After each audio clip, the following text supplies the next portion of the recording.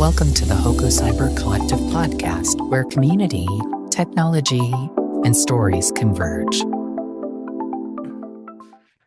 Have you heard from Vivek at all, Colin? I haven't. He might be joining, as far as I know. He was on, he was out. He wasn't able to make it. And then last week, I wasn't able to make it because I was waiting in a 3-hour line at Universal Studios. I cannot even join today. Hello. Welcome. You just went on mute. Yeah, okay. So, again, this was something that,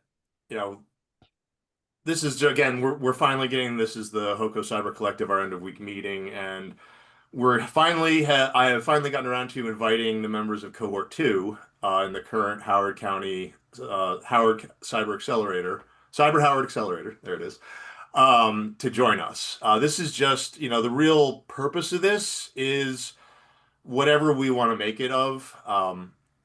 The background is this is something that we did during COVID when I was my prior life when I was working for Serious Computer Solutions. It was important that we got to see each other. It would be on a Friday. Ours were later in the day, so you could have a tasty adult beverage if you wanted to. Mm-hmm. And the point was to share good news. And that's something that, there you go, tasty beverage. I have a nice, delicious water. Yeah. And so I just want to go around the horn. Just again, we have some new people joining us. So again, I'll start off, just do introductions. And again, my name's Colin Hamill, founder and IT solution designer for Central Technologies. I was a member of the first cohort. We are a cybersecurity solution that is designed to have an early warning system for cyber attacks. I set this whole thing up, and looking forward to hearing how everybody's week went. Tom? Yeah, so Tom McNamara with Hopper. We do a thing called automated moving target defense, which is a type of cybersecurity that hops credentials for containerized workloads and devices and things like that operate in the cloud. And I was, like Colin, the member of the Cohort 1 for the Cyber Howard Accelerator. And I'm Josh Boutwell, Mimir Security. We are, of course, cybersecurity, developing database encryption technology. And I am a member of Cyber Howard Cohort number 2. Excellent. Welcome. So this week I am just catching up. We've been again doing the onboarding.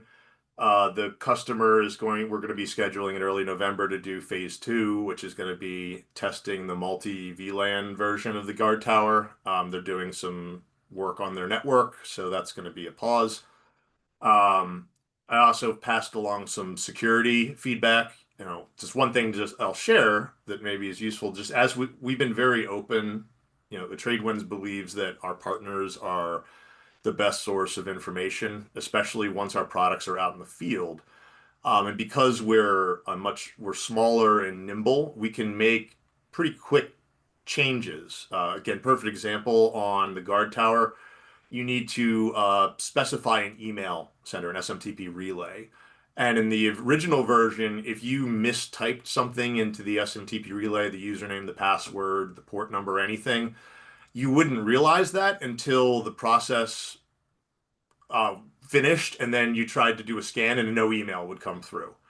So now we have a button that says test SMTP, and it will test the credentials, and if it doesn't work, it'll warn you. And if it does work, you'll get an email at that email address. So it was such a straightforward, it was a suggestion of a customer, basically, that we realized, this is something that is going to happen. Someone's going to miskey something. And we were able to roll out that button, and honestly, I can't remember having an SMTP issue since.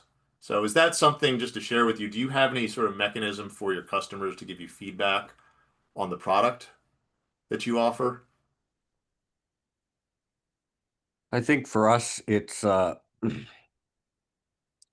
most of our rollouts are collaborative in nature because there's a bit of customization that has to go on. So just the deployment process is a continual conversation on how to tune things. And I'm trying to think if we've ever had anything that has kind of been a universal, non-specific use case kind of thing, and nothing comes to mind right off the top of my mind. But we're always striving, you brought up the thing that you had is user friendliness, customer experience, a feature. Yep. And so we're always looking and thinking about that. How do we make this simpler for someone to get in there and deploy it, faster for them to deploy it without mistakes? Yep. How about you, Josh? Do you have? I'm pre-product, so no. Well, I guess then I would ask you, since you then can make up any answer you care Yeah. to, you have perfect freedom here. This is like a D&D session, but for tech. If you, in your product, do you imagine that customer feedback or deployment feedback is going to be an important source for you? And if so, how would you I collect that? envision product as a pure API. So of course, customer feedback is going to be critical, but my product has no interface. So, and the goal of the product is to have as bare bones an API as possible, and to sort of hide off all the fancy hard stuff away from customers. Well, and I'm glad actually you brought that up because again, this is a deeper conversation because we're all in security, cybersecurity, Yeah. and I don't tell me if this is so again, Tom, for Hopper, how much time have you spent on the Hopper interface? Is there an interface like that, or is there the flashy graphs and things like that because that's actually one of the feedbacks we've gotten is we've said, well, because again, a lot of the big cyber products, we know what it looks like. You got to have your dashboard, the single pane of glass. We've got donuts with, they're partially full and bars and charts and things that are blinking lights basically. And we just, one, setting those things up requires time and money and our vision was to not be looking at this thing at all. To your point, Josh, for a security product, you don't want somebody mucking about in the interface. It's something because that's a security flaw. Yeah. Tom, does Hopper have like a? So we're not. So one detail about us is we're not a SaaS. We're not software as a service. So we don't have a portal or a dashboard page that somebody would see the monitoring features of our product. Our product is actually deployed in the customer environment, and there are logs that they can visualize, data that they can visualize. We provide the logs to them, but they oftentimes, we assume, we've made the simplification assumption that they will have their own dashboards or their own security incident event manager, and they'll just want to ingest the logs and put it into the stuff that they already have. So, a lot of them will be using something like Grafana or Prometheus or whatever to view stuff. And we are trying to improve, I think, on our log output so that it is, because we're a cloud native product, it's going to be easiest for us to output something that's JSON that would work with a cloud native seam like Sumo Logic, for example. And so they already have Sumo Logic already is a seam that already has the hooks and things like that to take a JSON file out of our Hopper WASP and be able to put that into their tool. So that's kind of we haven't made any investments in a dashboard or anything like that. That's proprietary stuff. We're just going to leverage what the market already has. I couldn't agree with you more, Tom, honestly, because if for no other reason that you just described, basically our thought process was, and when I talk to customers, if you tell them, here's another single pane of glass to go with the 36 other single panes of glass that you currently now have to live with. Um, People are tired of that. That they Yeah. That literally sounds like a business opportunity there is merging, it's something a that we meta, a love. single. Yeah. Honestly, that's what's going to happen. Is that, and they don't even realize this because I saw this. Is that it was a battle to who gets to be king of the mountain? Who is the one dashboard to rule them all? And everybody had their own, and because of the nature of competition, like perfect example, VMware and Microsoft, they had their own interfaces, and they would say, well, we can manage your Microsoft stuff in VMware, and Microsoft say can manage your VMware stuff in Microsoft. There was no collaborative approach outside of the barest of minimums that they both had to work using like x86 hardware and things like that. But again, they're vicious competitors, and it's a zero-sum game. You would never have, Yeah. and that game, the idea that having multiple products in an environment suddenly became this heretical thing. Like, what do you mean? You don't have a single pane of glass? How can you have multiple manufacturers in a single environment? And that always struck me as ridiculous because we always had that. It's only a recent thing that everything that you get these like to pick on CrowdStrike or something where you have like the CrowdStrike ecosystem and it has like 14 different things that it can do in there. Yes, and that's how the platforms create some value by positioning themselves to show all the data in one dashboard Right. or a couple of tabs or whatever it is. So, and this has made it difficult for smaller companies who don't have that ability to put together and aggregate lots of different data sources. The particularly for enterprise customers, would prefer to buy from a platform company because they get more coverage in a lot of different areas. And so I think it's a bit of a disadvantage for us in the startup world because it's another reason why it's harder to break into enterprises. Yeah. Because what do you mean you don't do 27 different things? You just do one thing well? It's crazy. Yeah. You So know? you have to figure out how do you ride the coattails of that. That's why we're looking at the Sumo Logic Yeah. thing because it's already out there and they would be a good partner. Uh, Exactly. And for us, it's to be not be seen as a threat, that we are very, very respectful. Again, I don't really consider these other products to be real competitors because we are cheerfully acting as a suite of sensors to feed them data into their systems. And we don't want to take you away from your single pane of glass.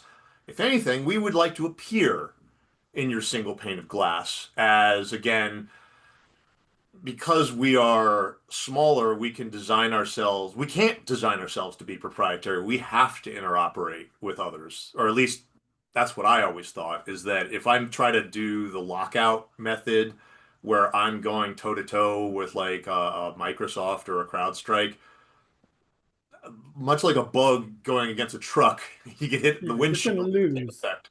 Yeah. Um, or best or worst case scenario, they buy you, which was the other thing that's a weird position to be in, where some people would describe the dream scenario of I do a cool thing and then I get noticed by one of the big guys, I get paid a large chunk of money, they buy my IP, and I retire to the Caymans or something, and then I'm done. And that's the exiting, I think, is the word. Where Mhm. and that's probably something that we're going to be talking about in the Cyber Howard Accelerator because you do have to think about that, unless you plan to work at the company until you literally die. Um, and that isn't really much of a plan. Yeah. And that's not really great for the company either. No. Well, and that's something else is that learning how to have a company that will go beyond you. And Tom, you've been doing this for a while, that I found that if I was going to try to do everything, I'm going to fail. I'm not good. I can do it okay, but I'm not able to, if it require, if in other words, if I am literally the only person on the planet that can give a guard tower demo and I get hit by a bus, that's what they always do to us. It's like, well, what happens if you get hit by a bus? And I always wondered why. Why does it have to be so violent? But that will not work. You can only scale so much where you are the only one who can do anything, and having to teach somebody else, how to deploy your product is, Tom, can you speak to that? Like, have you been able to have other people deploy Hopper or do that? So this is an area where we're improving. Mm-hmm. Um, It's hard. yeah, it's a It's real hard. question, it's really a question of skill level. So other people, yes, can deploy our WASP, but the skill level has to be, for a DevOps, would have to be kind of like above intermediate. And Mm-hmm. they'd have to have some years of experience. What we're trying to do is um, reduce the amount of knowledge they need and skills they need and training they need to deploy it by doing a lot of pre-configuration and almost making a toolkit for them with easier instructions so a junior level developer could deploy it quickly and Makes sense. easily, just like a intermediate or advanced DevOps would be able to do. Makes sense. Well, Tom, can I ask, do you have like a Hopper certification program or training system? No, we're not at that stage yet. I don't think we have enough users to invest time in that. It is something that we could definitely do if there was um, if we were building more of a community. So I think if we had a community, which we haven't got either, right? If we had a Partner community portal or of something? DevOps users and stuff like that, we could provide training and give a certification. And that way, if an enterprise company wanted to deploy our stuff, but they didn't have the resources in-house or whatever, they could go to the community and get an expert. Exactly. Well, and I realize now, being outside of the partner community, that's how you enforce that. Like you said, how do I know that this person can be trusted? Because if you'd agree, a poorly or misconfigured security product is in some ways worse than nothing at all. Yeah. Because you can fundamentally break your environment in a way that's not easily fixed. Yes. It's like locking yourself out of the bank vault. Uh-oh, now what? Yeah. The code is inside the vault. So that's the reason I ask is you're looking at the person at Tradewinds who is responsible for developing not only the technical training, but also the sales training as well. And those are two very different things that I've learned. For what it's worth, I would advise, as you're doing testing, as you're doing deployments, I'm trying to say, like, not have creating this training material be a completely separate exercise. I'm trying to do it in parallel with these early POC deployments, like writing down the list of how you deploy it, the questions that I'm asking, and then turning that with some assistance from some AI tools to make it into a more filled out course material that, here's what your sales team says, this is the value proposition, this is basically teaching your sales team or the people that sell your product to give your pitch at the market pulse pitch, basically, to understand the value proposition of your product and also your technical people so that, and I'm a strong believer that technical people should take the sales training as well, as much as we call it sales training, and there's an air of disdain for those that are not in our industry that, oh, it's just a sales certification. We Admittedly, it's a different skill level, but I will tell you, as someone who's worked with some very, very skilled sales reps, it absolutely matters that they have some basic understanding of, one, what the product does, how you sell it, the value proposition, and how they sell the services. The service people, we service technical people need to not turn our nose up and be derisive of sales training because, again, that's how the bills get paid at the end of the day. And so that's something that I'm having to do. But Josh, I guess that's a future state, but is that something that No, absolutely makes perfect sense to me. And honestly, salespeople need to do like shadow developers and things like that, just to, you don't have salespeople overcommitting what is actually achievable. That sort of cross No, no. training is The critical. trick is you have to be able to learn to hide the twitch when the Yeah, salesperson makes a declarative statement like, "We can absolutely do that," right, Colin? Yeah. Yeah, we look. We can Well, look when into you're that. early stage and you're trying to, well, salespeople have to make quota and they get Yeah, paid commissions. And so there's all kinds of incentives for them to sell anything they can sell. yeah. And of course, the difficulty for management in the company is, particularly if you have a new product, is you want revenue, you want hmm users, and you want revenue. And you can oftentimes be pulled off the product roadmap right. into a direction Yeah. that's not helpful just to get an early sale. Yep, In fact, the bigger prize is staying with your roadmap and um, getting stuff, more valuable stuff out to the market. 100%. Which again is one of the reasons why our business model was not to have like I'm our main sales team in that this is just it's one of the hats that I wear. The vision is to have a reseller community where they're the ones that are paying the overhead of the salesperson's salary. But it also, I couldn't agree with you more, Tom, that salespeople's motivations are, in my experience, one of the easier ones to understand. They need to hit their quota. They're usually not in it for some larger reason outside of I can sell and I like making money and I can do those things. And I'm really good at, they're like my Uncle Brian. They're really good at taking people out to happy hours and having those relationships and putting the smart people in front of the right people. And that's a skill that I think we in the tech space undervalue sometimes. Mhm. I speak as an introvert that, Yeah. I prefer if somebody else is doing that.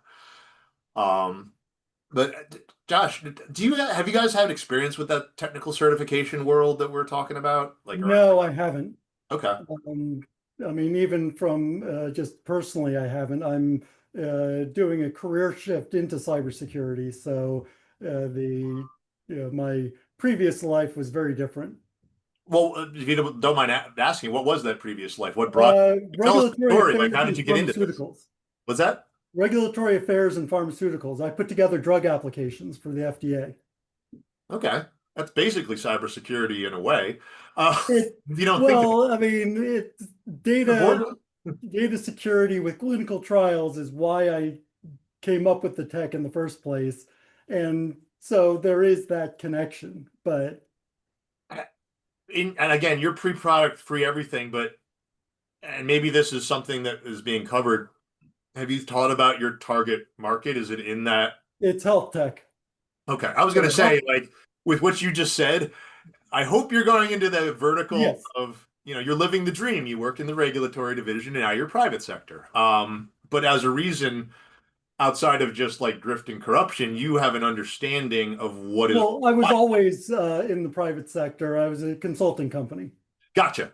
Um, but you have an understanding that I don't Yeah, about what is required. I have a general understanding that security is very important. There's HIPAA and all sorts of scary letters that the government has that you have to follow or you go to yeah, jail.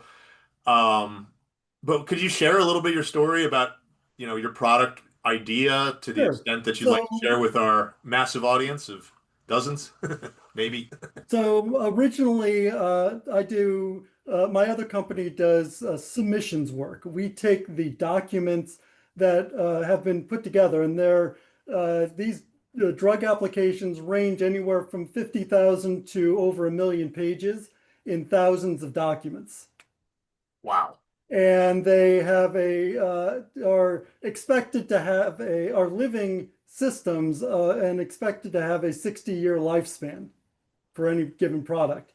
And so there's a lot of, there's a formal format for submitting things called ECTD, the Okay. Electronic Common Technical Document. And it's essentially an XML backbone tracking PDFs where content is broken up.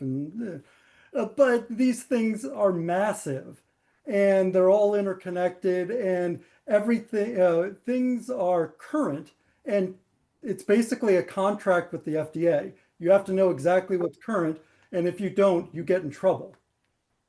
How And do people in that industry keep track of thousands of pages of documents like that? Is that a job, or well, is this one thing where we're you, just throwing AI at it, or? coincidentally, you put together a viewer, which is exactly what I did.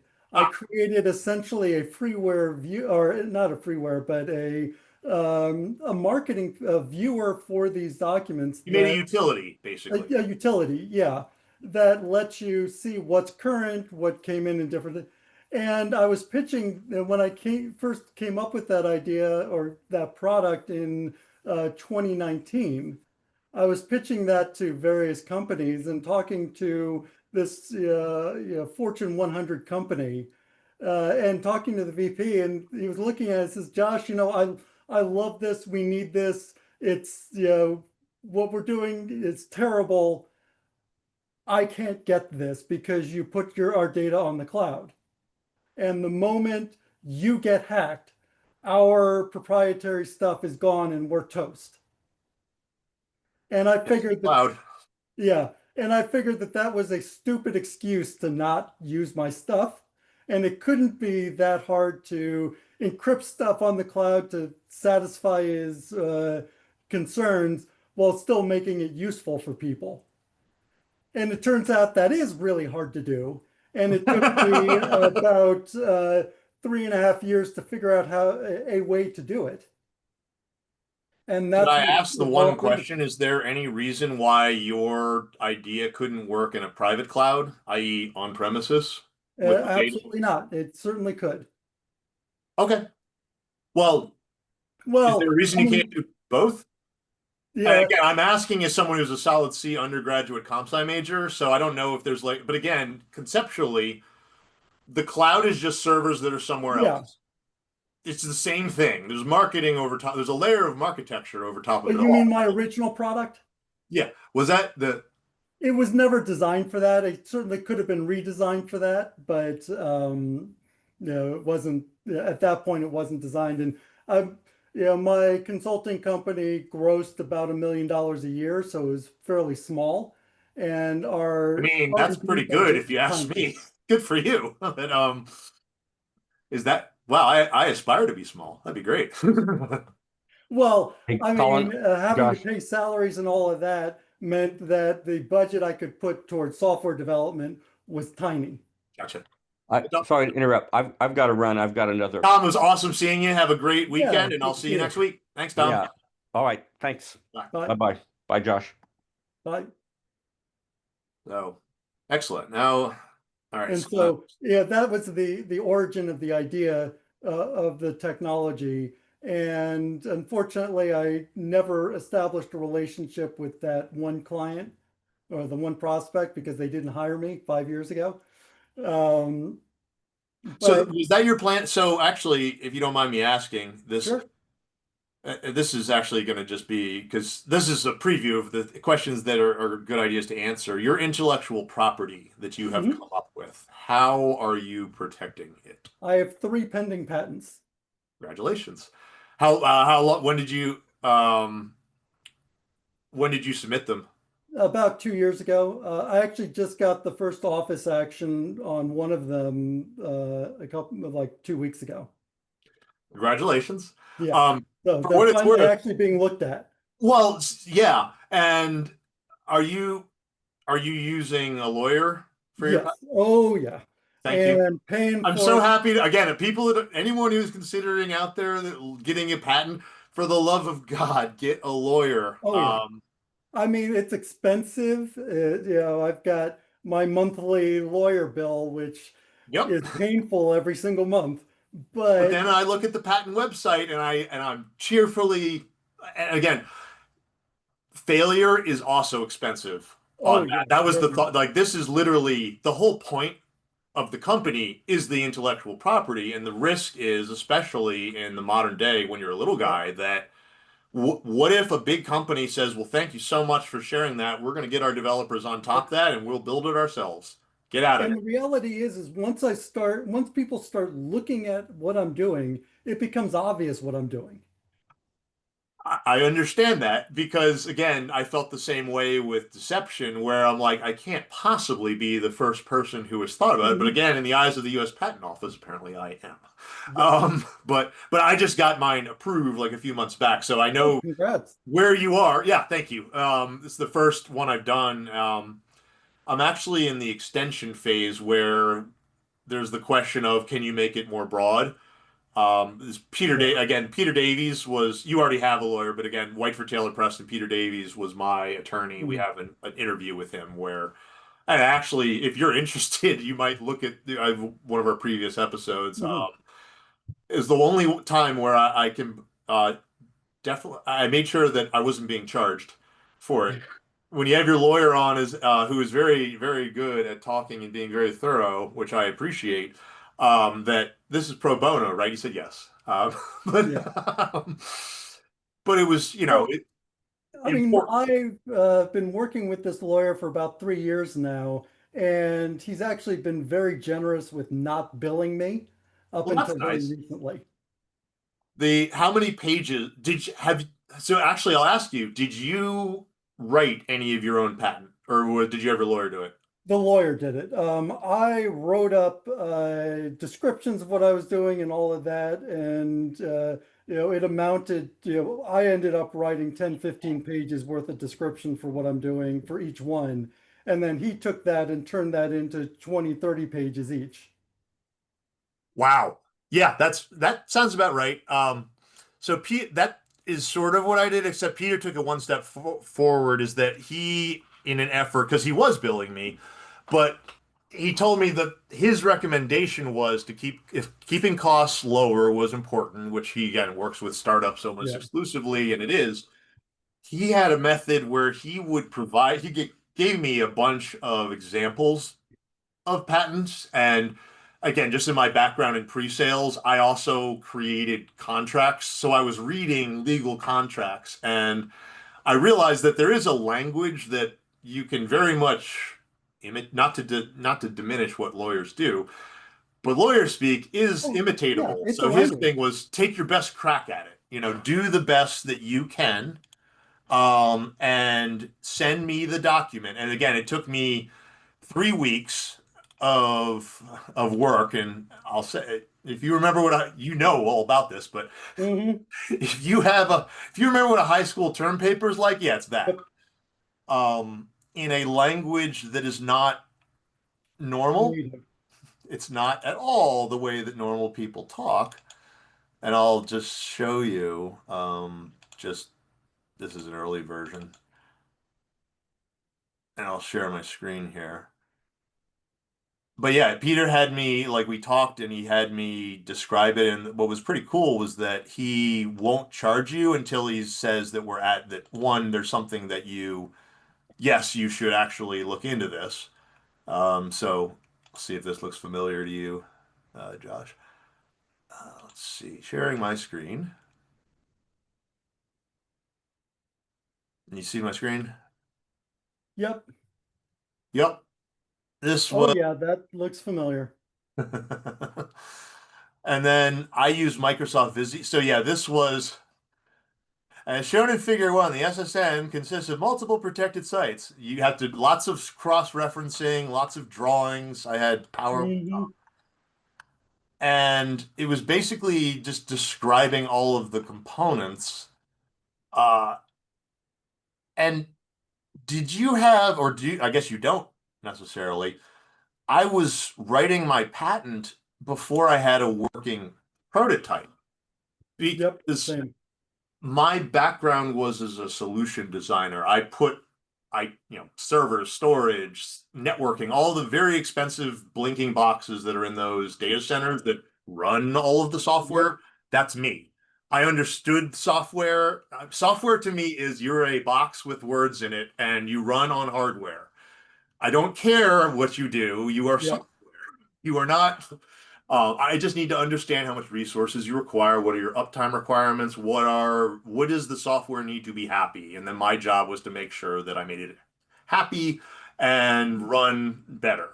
Um, and that was something that I was used to, but having to then describe it in such a way, because My solution is on premises.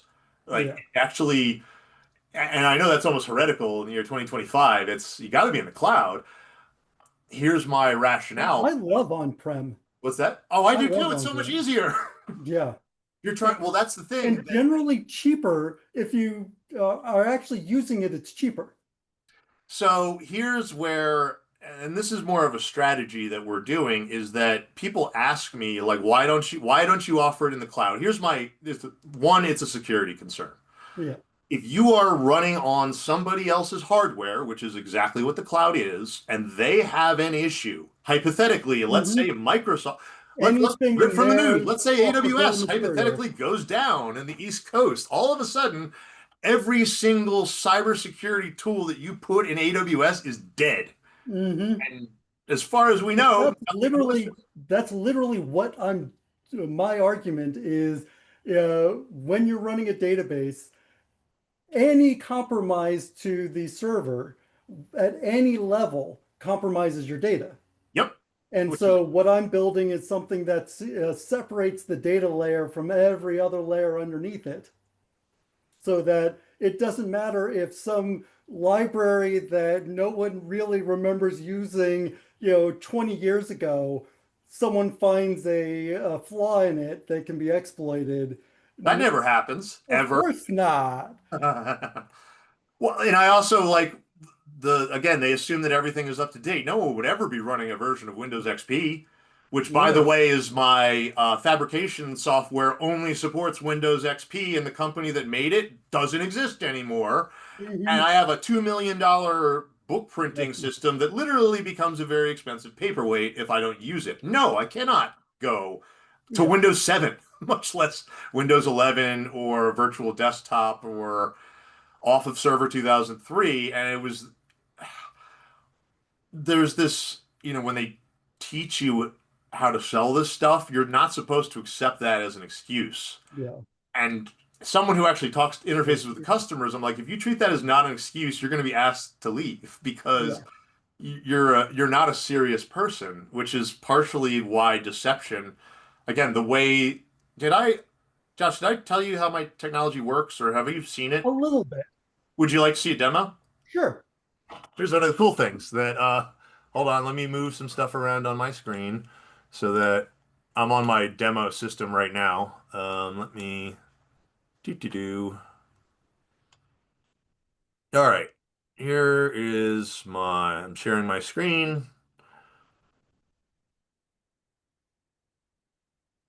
All right.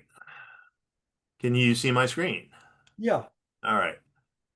So Josh, you and I are cyber criminals. We're going to be playing the role of hackers that have targeted a local service provider here in this is fictional, obviously, called the Cybersecurity team. We are smart hackers, so we went on the dark web. We purchased the credentials of their chief information security officer, their CISO. Here's his username and password. Not only that, but we have managed to compromise his PC in their primary data center in Maryland. The other thing, so this is the information about the PC. It's running Windows 10. This is the IP on the network. Up here is a email client that hypothetically, if any alerts are going to come in, we'll see them here. And over here, we're in. So the first thing we got to do is we got to figure out what on earth is on this network. Where are the weak points that we can start to pick apart? So this network scanner is going to go out. It's going to systematically check and before I can even finish explaining what's going to happen, we'll see that some alerts have come because fortunately for the cybersecurity team, they were a guard tower user and they included a guard tower system as part of their security infrastructure. So their team just received a whole bevy of alerts that said, "Dear guard tower user, there's an investigation-worthy event," as we call them, on your network. Here is the IP address of the machine that is responsible for that activity. Here is its physical location. And as a service provider, they're going to know, this is the IP address of our CISO. This is because we know where the guard tower appliance is physically located. We know the attack is occurring at our main data center location. And at this point, we're caught. But the best part is we, the cyber criminals, don't realize that because looking over here, while our network scan is completed, and Josh, it looks like there's a whole bunch of things on this network. And here's a website here. Let's log in. Let me share my screen over here. Can you see the login? We're going to use that username and password that we paid, I don't know, like a Bitcoin for. And let's see what this CISO had access to on this network. Maybe we can skip ahead some.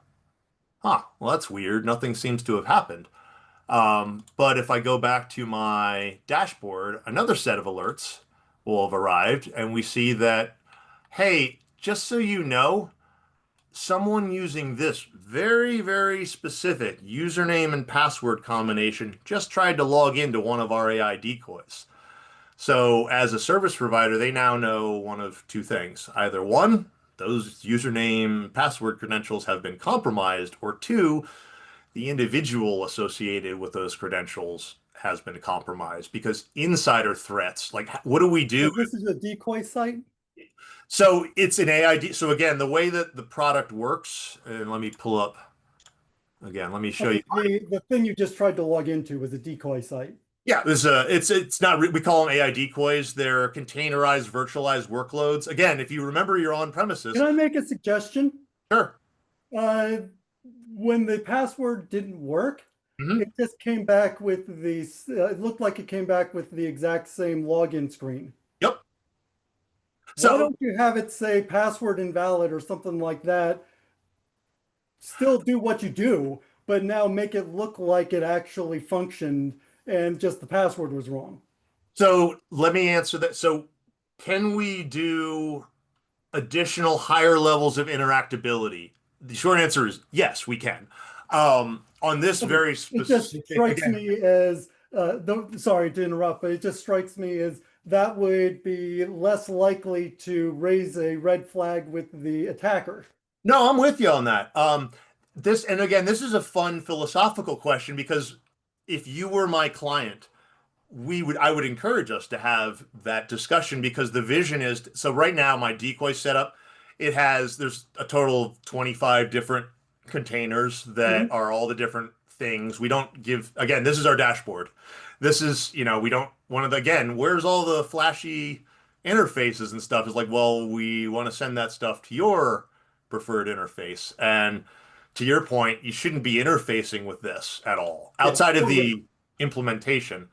It'll show how long things have been up. They periodically will reboot themselves. They look real, basically. The slightly longer answer is even if you and I realized, this isn't a real system. Now, my first instinct when that first password login didn't work would be, well, maybe they've got a misconfigured system or something. So let me try again. We paid good money. We know this is a real password because we're able to get into his computer using it. Why isn't it working here? Sign in. Okay, this thing isn't working. Again, remember, we don't belong here. So we don't know what this thing is. To your point, what you said before, what if it's a library from 12 years ago that nobody knows about? This is, I'm going to be poking at this to figure out what the heck it is. Well, guess what? The more they poke at it, the more alerts we get. Again, the more they interface with it, the more we are gathering data that the security team is using to know everything we can learn. Like, what is the hacker doing? And the hacker, and I'll ask you this, I think you know the answer. How long does a cyber attack take to fully execute? From where we are in the process, which is right at the beginning, I'll pull up. A month? I mean, months to figure out your SQL injections and your cross-site and. Well, just to answer so you're right. It's measured in months. It's on average 4 to 6 months. This is MITRE ATT&CK. I'm sure as you're getting through cybersecurity, you've probably heard of that before. It's basically, so for those that are looking at my screen, this is a highly complicated, very large list of basically every single attack we've ever observed in the wild. Basically, your goal is we're here. in the reconnaissance stage. We just got in. We're trying to figure out basic landmarks. What are the devices on this network? I don't know anything about it when I first get in until I start scanning. The goal is to progress to the right where I've got my initial access. Now I'm trying to get persistence, give additional, start with the goal of getting all the way to the right, which is impact. Impact is everything is encrypted, the world is on fire, you owe 20 bitcoins, and you're going to have a difficult. Yeah, you're gonna have a bad day. You're going to have a few bad news cycles, basically.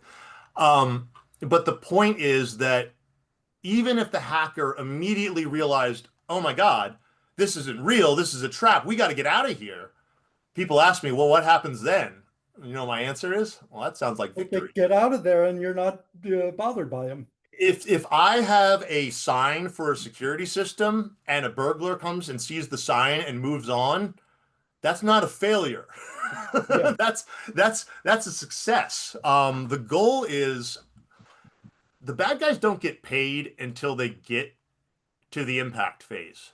The way I like to say it is they're working for free up until that point. And if they suddenly realize that, crud, there's guard tower here. Like part of it, I want them to know that we're here for that very reason of like, keep moving or you're going to waste lots of time and then we're going to get you. Because to your point, so here's what's a little different. What do we do with this information? Well, the cybersecurity team hopefully has an incident response plan of what to do with an entry on in the event that one of our deployed guard tower appliances, and if I was involved with this hypothetical installation, they would very much have this. What do we do? What are the steps? Some people are going to say, unplug the computer immediately. We cannot have any until we get to the bottom of this. That's fine. That's their prerogative. Some people are going to want to gather intelligence. Because again, we got 4 to 6 months. They just got in. In our demo that we were just giving, what are these people doing? Are there any other devices? Is Josh an insider? Maybe you work at this cybersecurity product. You're pissed off that your revolutionary idea about database encryption is not being appreciated, and you've made a poor life decision to just burn the whole thing down. Unfortunately, that is a real scenario that we see all too often, or you could be blackmailed. I know some of an example of that personally. Yeah. Well, and to put it on a less nefarious, what if you were being blackmailed? What if someone has convinced you using a deepfake recording of a member of your family that if you don't help them, they're going to hurt someone you care about? We're dealing with criminals, bad people here. So I wouldn't push it past them, which is why specifically, we don't call these breaches. We call them investigation-worthy events. There may be a more innocent explanation as to what they're doing, but the point is we're now asking them, hey, what were you doing scanning the network, which, by the way, is against our acceptable use policy. So here's some mandatory cybersecurity awareness training or something like that. Or if you're a highly secure organization and this is your prerogative, you're fired. That's the way I say it. It's up to the customer. It is not my place as and I guess, would you agree, like when you shared your idea in 2019, when we are suggesting the security solution, we unfortunately can't just dictate all the rules. Like, well, no one can log into the system anymore. Then it will be secure. And they're going to say that's our customer database. We can't not use it, our business. And so there's that. You have to, like, a perfectly secured bank vault is one that is made completely of concrete with no entry. You cannot get into that. Unfortunately, that's also rather useless as a bank vault. So there has to, and I would bet dollars and donuts you're 100% right. There was no reason they couldn't just go in the cloud outside of someone in some government organization told them that they weren't allowed to do that. And if they did... Oh, he said their IT and their lawyers said they couldn't. That's a powerful combination. Yep. Sure, there's lawyers and IT people that are against me, but I'm some guy. That's right. Hey, No, I definitely appreciate that. Do you have any hard stop or anything? I just want to be respectful. So I actually do at 12:30. Okay. So I mean, and I need again, they maybe just 15 go, minutes of we've had prep short before ones, that. we've had long ones, but this is, again, I'm hoping if you could do me a favor, planning on being on there. If you could, like, do you find this useful? Like, is Oh this, yeah. So like I said, I'm new to cybersecurity as an industry. So just having conversations with people I find very useful. I could not, as someone who's been in the cybersecurity industry for a while, I could not agree more. And honestly, getting your perspective as someone who wasn't in the cybersecurity industry is, in my mind, in some ways, more valuable because again, I've worked. I am an infrastructure guy. Mhm. That's what I was classed at. I was not given formal cybersecurity training through my company, and as you know, these certifications are not cheap. So I was free to pursue them on my own. But when I asked, like, "Hey, can I get like just basic security certification?" They're like, "Are you looking to change careers?" And I said, "No. I still like doing infrastructure, but security is not this Yeah. alien thing that is." And I feel like we Um, treat it like that. Like when I'm people actually in are the like, middle of a master's in cybersecurity right now. So, "You are." yep, from Georgia Tech. Well, good for you. I will, and I'll tell you that that's when I started out, that didn't exist. Oh yeah. You know, that's the challenge. And I will say, if you have technical acumen, um, which it sounds like you do have some, that will separate you from the other people getting those master's degrees. Because I've heard feedback about there are some companies that are actually a little bit lukewarm on the cybersecurity master's degree people that don't have work experience because Yeah. they've hired one of those people that had immaculate educational credentials. And I Mhm. said, "All right, we're going to do some network penetration testing." And they said, "What's that? Yeah. You don't know how Well, to log into an my IP network?" purpose, Nah, yeah, I'm my more of a theory purpose guy. in getting the master's is when I'm running my own company to be able to say I've got the MS in cybersecurity so people pay attention to me. There you go. I have my MBA that I earned while I was working. So Mhm. it's the I guess technically I'm allowed to put MBA after my letters, but I'm not a doctor, and that's like Yeah. I don't know. I think people get a little judgy about people that do that because it's Hey, I do that. I've got an MBA also. oh well there you go. Well that they cancel out. So it'll what it allowed me to do as a technical person was speak the language of business. A lot Yeah. of my peers, we love our speeds, our feeds, our megahertz, our megabytes. But all of a sudden, I can be like, well, we can also switch from an upfront capital expenditure to more of an ongoing operational expenditure, which Mhm. matches with your current depreciation schedule. And all of a sudden, the CFO, who's been asleep at the meeting, like, ah, Yep. wakes up and is like, oh, that's helped me answer a question that you, as a business owner, have to answer, which is typically, how do you make money selling your product? Yeah. Um, and a lot of people who are purely technical that don't have that business side of it, I intellectually I understand why I should be doing certain things. Like right now, I should be at the very beginning of our product's life cycle. I should be charging a premium for it. I should be trying to monetize it because that will pay for the rest of it. And while we do have the ability to make the solution expensive for larger, and not just because it's expensive, it's you have 100 locations, you need 100 appliances to be properly Yeah. covered. Those add up, but the Yeah. individual appliances, we have again list price for our medium is less than $5,000, which again is not cheap, but It's it's not not like, not yet in the realm of where an individual could reasonably buy one for themselves. But for a smaller business, and I speak from experience here, that is extremely within their mhm. budget, especially if you compare that with the business value of it will save your business, Yeah. frankly. And I will make, and also, I'm not telling you to get rid of any of the solutions that you have spent money on. Quite the opposite. Keep them in place. Allow me to make them better. I'll be your best friend, Yeah. basically. And yeah, going back to what you said, these kinds of opportunities to talk amongst people that we're all entrepreneurs. We're all in the cybersecurity space, or at least peripherally into it, or we wouldn't be here in the.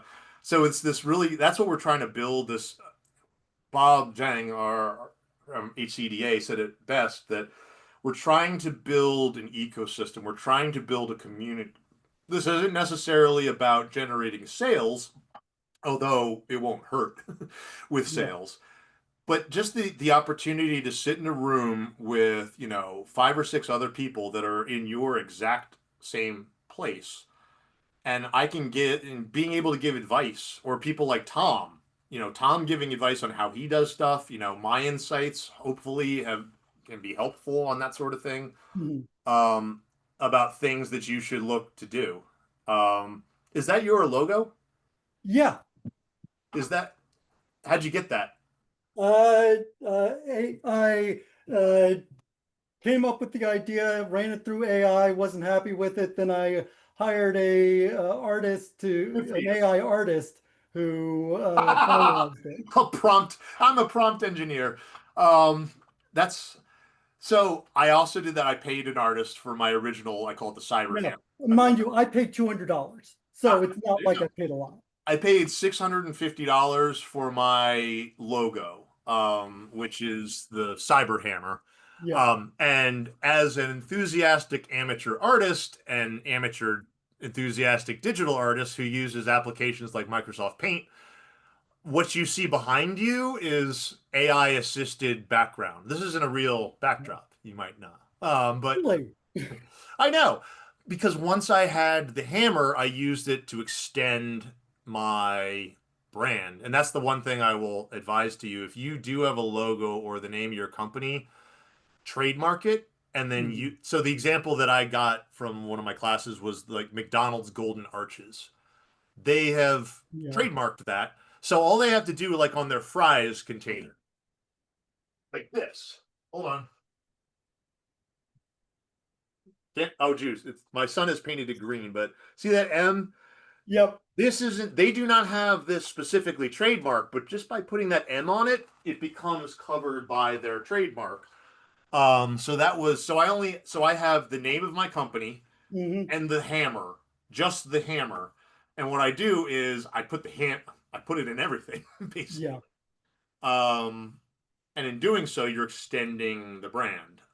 Again, more lawyer fees. Trademarks are way easier to get. Oh yeah, they're simple. Well, one of the things that I'm particularly proud of is there is an Easter egg in this. So Mimir, isn't that the head that Kratos carries around in God of War? Yep. It is the Norse god of knowledge. Okay. The reason Odin only has one eye is Odin wanted a sip from the well of knowledge, and Mimir demanded that he pluck out his own eye in sacrifice to get that sip. Hardcore back there. Yeah. So where's the Easter egg? Or I'm looking for it. At the top. Trust in... It's Nordic runes. It's alliteration. The company motto is "Trust is earned daily." So that's the Nordic alliteration. Trust is earned daily. Nice. I like stuff like that. That's a nice logo. So here's a question. Are you able to trademark something that was generated by, like, AI was used, but it was generated by a person. And so the answer is yes. The artwork, right? Yeah. Okay. That was the other thing I was going to say is I had to make sure I asked that. All they wanted was a reference that I could cheerfully say, yeah, I'm very happy with that. Here's an example of what they did. Yeah. That's, No, the base was AI generated and then it was modified. Gotcha.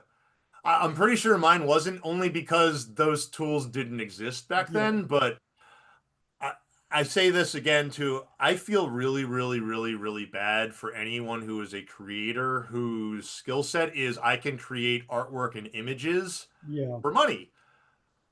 It's a rough time right now. It is. And I say that as someone, again, who is using these tools, but it's kind of messed up in a way. So You shared your demo. I would like to share what I have of mine. Yeah, just to no, I get would your love. feedback. Feel free. You should be able to share your screen. And again, Yeah. that's one of the things I want to do with this sort of platform is give everyone in the accelerator, hey, run through it. Yeah. And again, we're recording this, so this is again, if you want to have a YouTube video or something of your demo, evergreen content. Yeah. Also, that goes. Right now, this is very early, so it's still, you know. So First off, real quick, let me interject. As someone who's given demos, that's fine. Don't apologize. Never apologize. yeah. Well, And it's only if because anything it's is you wrong, and me don't tell and me about it because I don't the AI know. bots. Yeah, what's that? It's just because it's you and me and the AI bots. Yeah, our robot. Hey, robots. Hey, Fireflies.ai. You won't tell Josh's secrets, right? That's right. Let's see if I Well, get it. there's nothing here that's secret. It's Right. just not a lot. Right. Well, you saw So, my demo. Again, how long was my demo? yeah. 5 minutes? It doesn't So need. I'm logging in. Come on. There we go. What you see here, two parts of the screen. Give it a sec. There we go. The top part is essentially an address book CRM.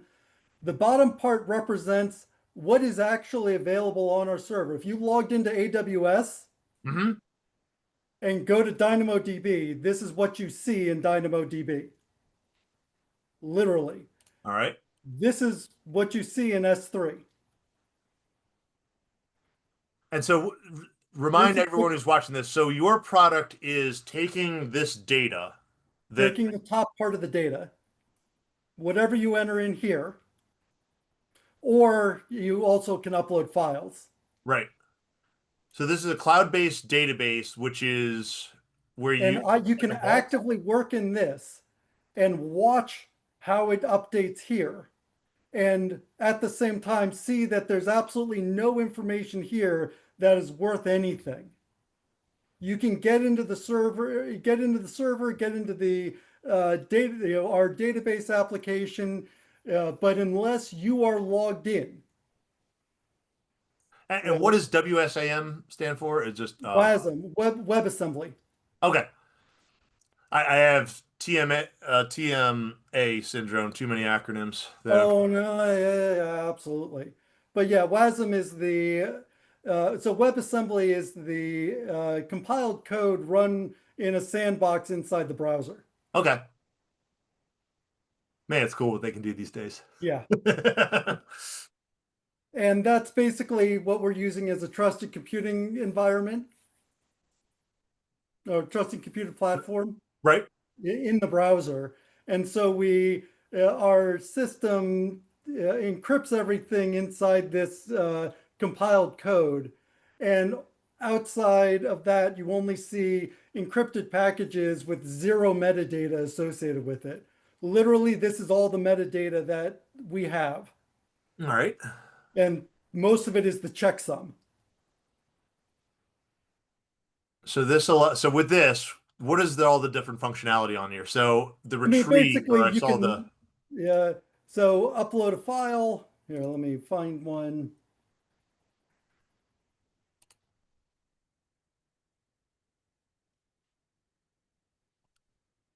Whatever that is. So Can I've I just use this uploaded document. a file. That's a really good name for a. Should I secure this .pdf? Yeah. CVS, can I use this document? I don't even know. Password.txt. And it's hard to see, but if you look, there's a new package here that or a new entry in Dynamo, a new package here, right there. We could download it. You'd see it's purely encrypted data, nothing there, but you can, when you're logged in, you still have access to that file through this interface. Gotcha. Or adding in. So this is if you were onboarding someone or. Yeah, or your instead of email address and address, it's your social security number, your mother's maiden name, your X-ray results, Right. your something important. Right. Speaking as someone who graduated from University of Maryland College Park and had my Social Security as my student ID for 4 years, I did that. That Georgia Tech did the same thing when I was an undergrad. I loved it when they emailed me like in 2006. They're like, you know what? That was a really stupid idea.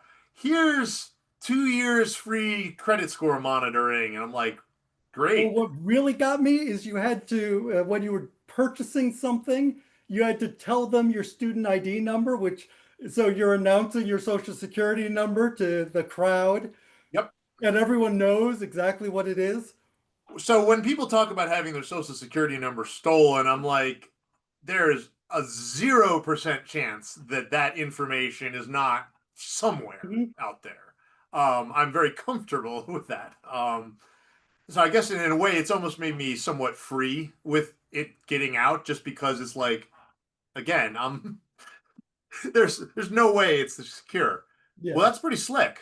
Yeah. I And would so love- my initial product is just PII data like this. Mhm. My full product is a fully relational database where you can run put anything into it, get anything out of it, run compute locally That's rather pretty than on the server. And I think this. Thank you so much for going through that. I really do. Again, one of the goals that I have is I would love Tom's. Again, I've probably given at this point 3 or 4 live demos of Guard Tower during one of these sessions because, and what you just did, I will tell you again as a fellow entrepreneur cybersecurity startup, that sets you apart from a lot of other companies that a demo, and again, I'm speaking from Yeah. experience here, that's a tall ask. Oh, you want to see a live demo of the system? Well, we'll get to you. We got it because they would require a me resource, basically. Yeah. We'll get you in 3 to 4 weeks when this one, the one guy who covers the East Coast region frees up. And then what we're going to do is we're going to then have a 2 hour long meeting because it's so important. We're going to drone on for, I'm just flashing back to, I've had 90-minute tech demos inflicted upon me where I'm just sitting there just like, oh, this is so painful. And I know that the actual tech isn't going to be showed until like minute 50 of Yeah. it's just, Yeah. oh. So that's, yeah, it's have a live demo, get to the point quick, and have something that, and this is the challenge that I hope that we can all work collectively on this, just recommendations for, and this is why people outside the cybersecurity industry are useful people to get feedback on demos, because a lot of the people, the decision makers, are not technical. If you get to sit down in front of the CEO of a company and you give a super deep in the weeds technical presentation, yeah, unless you got super lucky and you have a hyper technical CEO, then you probably have blown your shot. You need to make a business argument. And by the way, you got less than 15 minutes because the Mhm. CEO is very busy. So, well, that's cool. Well, Josh, is there anything else to go? No, and actually, I need to scoot off in a couple of minutes anyway. Yeah, before we sign off, did you have, so share I'm with, interviewing a potential co-founder.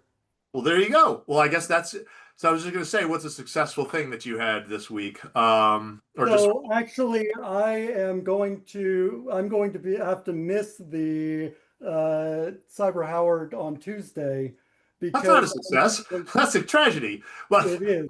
what are I'm you going up to to? be in Huntsville, Alabama, pitching to a thing called Mission Match, which is a defense industry basically mini conference. That's pretty cool. And Hey, so, just throwing this out there. If you would like, I can offer my own time and also my business partner, Keith Alexis. If you would like to give your pitch to us or him or whatnot and we'll give you honest feedback and let you run through it, would that be of interest to you? it would, except it's too late. Fair enough. But it's just, in the future, and that's, Yeah, absolutely. And same here. If you've got anything you want to polish and need an extra Yeah. pair of ears or a third party, just let me know. Absolutely. And I tell people there are a lot of people that very well could be part of this cohort that are afraid to present, or just not afraid, just very intimidated by it, because it's scary. Putting yourself out there. It's terrifying. But speaking as someone who gives a live demo, I assure you that I am so happy that the time between scan and alert coming up is so fast. Because the first demo that I ever gave, I timed it. It was 18 seconds from doing the scan to the alerts coming through. And let me tell you, when I saw that email, long time to sit there. Yes, it worked. I mean, of course it worked. But it was the longest 18 seconds of my professional career. Yeah. But no, that's really that's great, and thank you for the offer. So let's bring this to a close. Thank you, Josh, for joining us. I hope that you can join every week. And to those who are listening, I hope you found our conversation interesting, and we will talk to you on the next episode. All right. Thanks very much. Bye.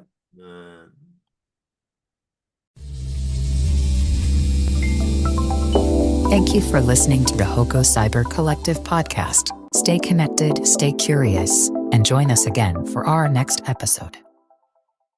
Brought to you by the HoCo Cyber Collective.